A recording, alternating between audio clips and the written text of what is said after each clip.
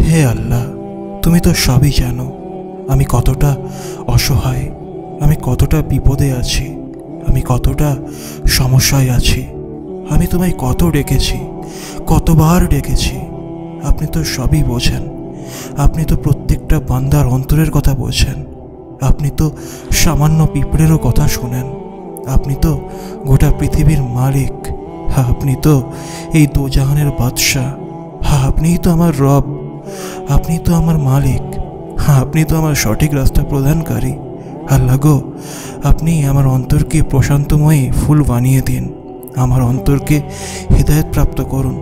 আমার জীবনের যত সমস্যা, যত বাধা বিপত্তি, যত কঠিন পরিস্থিতি, সব কিছুকে ভুলিয়ে দিন শুধুমাত্র আপনার ভালোবাসার মাধ্যমে। আমি তো আপনাকে ডেকে কখনো নিরাশ হইনি। আপনি তো আমার কথা শোনেন, আপনি তো আমার কথা বোঝেন, আপনি তো আমাকে প্রকৃত অর্থে ভালোবাসেন। আমি না চাইতেও আপনি আমাকে এত নিয়ামত দান করেছেন, তার জন্য আপনার কাছে লাখ লাখ শুকরিয়া। আল্লাহ গো, আপনি আমাকে পথভ্রষ্টদের অন্তর্ভুক্ত করবেন না। আপনি আমাকে কখনো ভুলে যাবেন না। আপনি ছাড়া কেউ নেই আমার, আপনি ছাড়া কেউ বোঝে না আমায়, আপনি ছাড়া আমার অন্তরের ছোট ছোট কথাগুলো কেউ বোঝে না। শুধু আপনাকে একটাই কথা বলতে চাই, আপনি যেভাবে আমাকে ভালোবাসেন সেভাবে না হলেও কিন্তু আমিও আপনাকে অনেকটাই ভালোবাসি। আমি যখন একা থাকি চুপ করে আকাশের দিকে তাকিয়ে থাকি, যখন বৃষ্টি হয়, যখন নিজেকে খুব একা লাগে, তখন আপনাকে স্মরণ করি আর আপনার দরবারে দোয়া করি।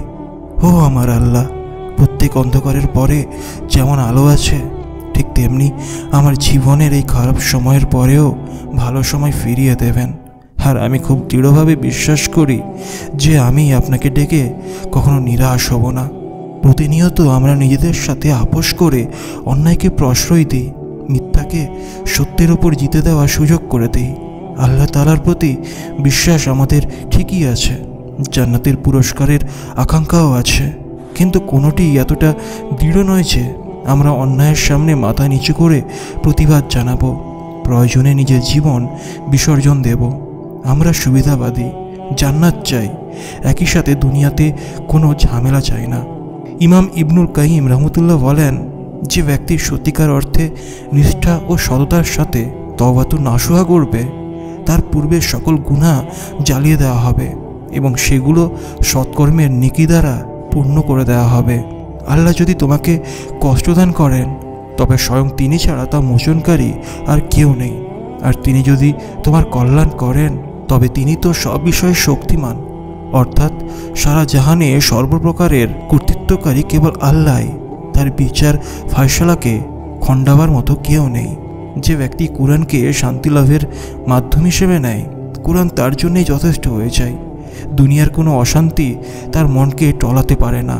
অন্যদিকে যে কোরআনকে দূরে ঠেলে দিয়ে দুনিয়ার মাঝে শান্তি খোঁজে, অশান্তি তার জীবনের অবিচ্ছেদ্য অংশ হয়ে যায়।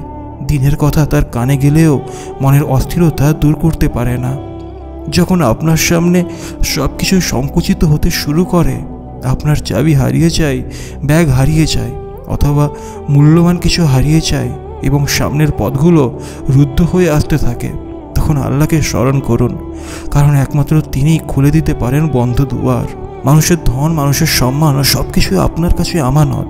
আমানতের খিয়ানতের অধিকার আপনার নেই। কারো দরজার ফাঁকা দিয়ে ছাদের উপর থেকে কারো স্ত্রী বা কন্যার প্রতি কুদৃষ্টি দিলেন, আপনি আপনার প্রতিবেশীর আমানতের খিয়ানত করলেন। একটা সময় ছিল যখন লোকেরা বলতো, কেউ যদি নিজের সম্মান বাড়াতে চায়, তাহলে আল্লাহর দাসত্বের চাইতে সেরা কিছু পাবে না।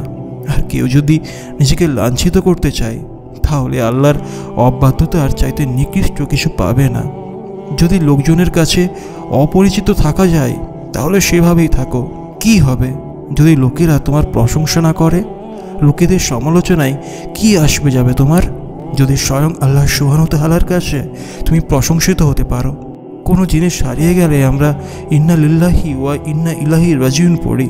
আমাদের জীবন থেকে প্রতিদিন একটি করে মূল্যবান দিন হারিয়ে যাচ্ছে। আচ্ছা, জীবন থেকে হারাতে থাকা এই সময়গুলোর জন্য আমরা কি কখনো ইন্না লিল্লাহি পড়ি? মুসা আলাইহিস সালাম আল্লাহকে জিজ্ঞেস করলেন, হে আমার রব, আমি আপনাকে কোথায় খুঁজব? আল্লাহ বললেন, ভগ্ন হৃদয় লোকেদের কাছে আমাকে খোঁজো। আমি প্রতিদিন এক হাত করে তাদের নিকটবর্তী হই, তা না হলে তারা নির্জনে ভেঙে পড়বে। যে কোনো বিষয়ে আল্লাহর কাছে দোয়া করতে পারাটাই দোয়া কবুলের পূর্বাভাস। কেননা দোয়া কবুল করবেন বলেই আল্লাহ তাআলা আপনাকে দোয়া করার তৌফিক দিয়েছেন। দোয়া করাটাও যে নিয়ামত। আপনাকে নিয়ে সমালোচনার ঝড় একদিন থেমে যাবে, এসব গীবিত অপবাদ গালির ঝড় একদিন শেষ হয়ে যাবে। মাঝখানে শুধু এটাই হবে, আপনার নেকির পাল্লা ভারী হবে আর তাদের গুনার বোঝা বৃদ্ধি পাবে। তাই ঘাবড়ানোর কিছুই নেই, সময় আপন গতিতেই চলবে, কোনো কিছুই স্থবির হয়ে থাকে না। দুশ্চিন্তা কার না হয়? হাস্যকর কথা হলো, আমরা এমন জিনিস নিয়ে দুশ্চিন্তা করি যার ফয়সালা আমাদের হাতে নেই।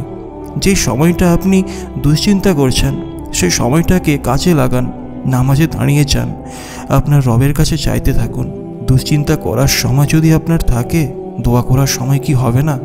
মানুষের খায়েশ মূলত 3 ধরনের হয়: খাওয়া দাওয়ার খায়েশ, কথা বলার খায়েশ, দেখার খায়েশ।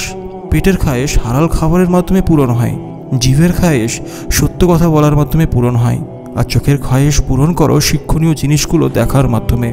তাহলেই এগুলো নিয়ন্ত্রণে থাকবে।